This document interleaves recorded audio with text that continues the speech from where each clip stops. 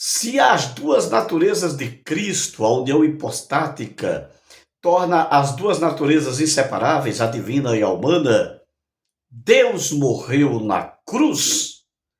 Este vídeo é uma resposta à pergunta do nosso querido pastor Adivan, de Planaltina, do Goiás. Graça e paz, povo de Deus, graça e paz, povo abençoado.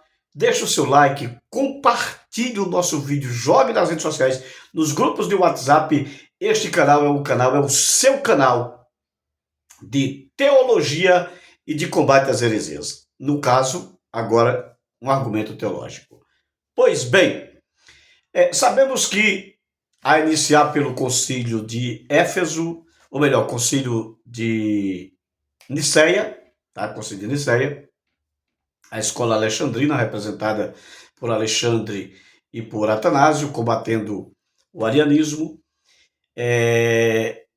Terceiro concílio de Éfeso, o concílio de Constantinopla e, enfim, também concílio de Calcedônia, mas esses concílios, Niceia, Éfeso, Constantinopla, trataram a seguinte questão: as duas naturezas, a divina e a humana de Jesus, são indivisíveis e inseparáveis. Portanto, o verbo se fez carne, ele não se dividiu. O verbo que era desde o princípio com Deus, ele não se dividiu em duas pessoas, uma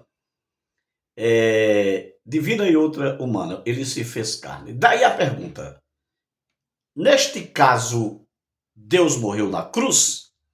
Aí nós temos dois textos que precisam ser trabalhados.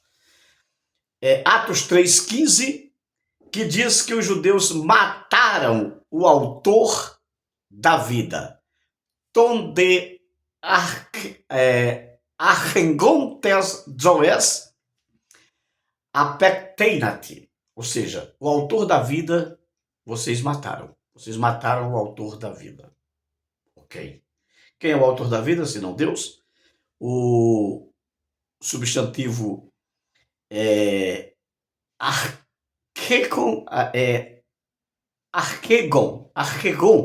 que aparece aqui no caso acusativo, archegos, caso nominativo, ele tem o seu significado, dentre muitos outros, aquele que dá origem à vida, aquele que dá início à vida, aquele que inicia, que dá origem.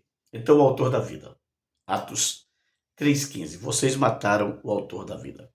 Um outro texto também interessante é Atos 20, 28, que diz que Deus comprou teneclesia tu teuren periepoiessa tu diatu raimatus tu idio.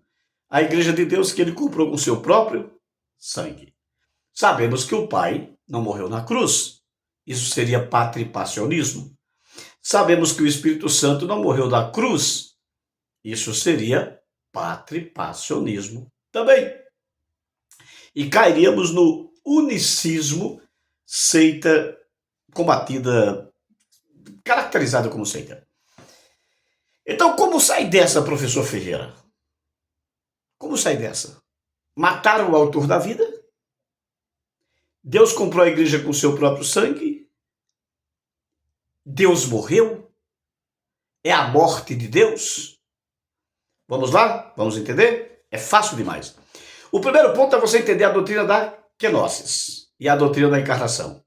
Na doutrina da kenosis, Jesus, segundo Filipenses 2, 6 a 10, subsistindo em forma de Deus, não teve por usurpação ser igual a Deus, antes esvaziou-se a si mesmo, assumindo a forma de servo, e achado na figura humana, foi obediente até a morte, e morte de cruz. Então, o que nós temos aí? Jesus esvaziando-se de sua glória deífica, não deixando de ser Deus, mas esvaziando-se de sua glória deífica.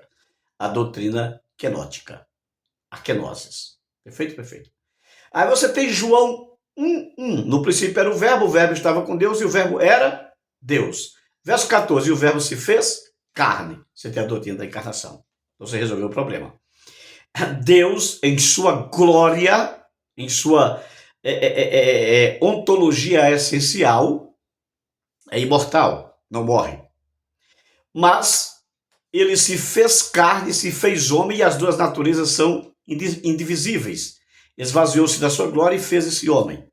Este homem morreu na cruz. Agora você tem uma outra doutrina, e juntando kenosis, doutrina da encarnação e a doutrina da imortalidade da alma. Você resolve o problema de Atos 3,15, de Atos 20 e 28 e da morte de Deus.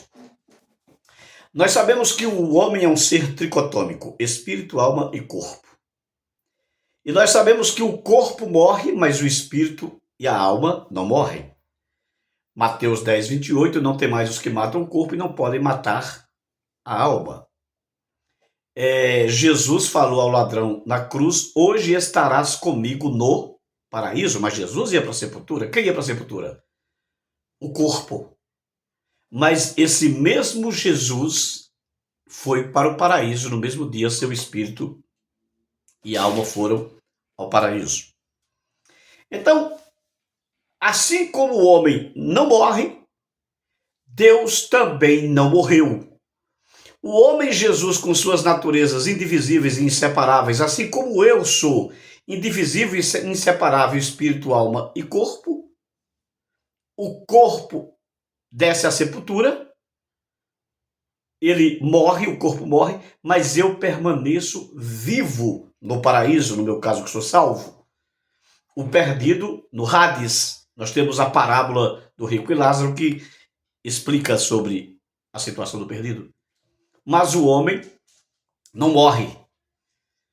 Aí você precisa entender os três aspectos de morte, que seriam dois, né? A morte física.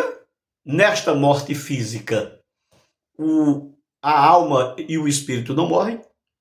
Tá? Então não significa dizer que o homem morre. O corpo físico morre, mas o homem não morre, ele permanece espírito e alma vivos.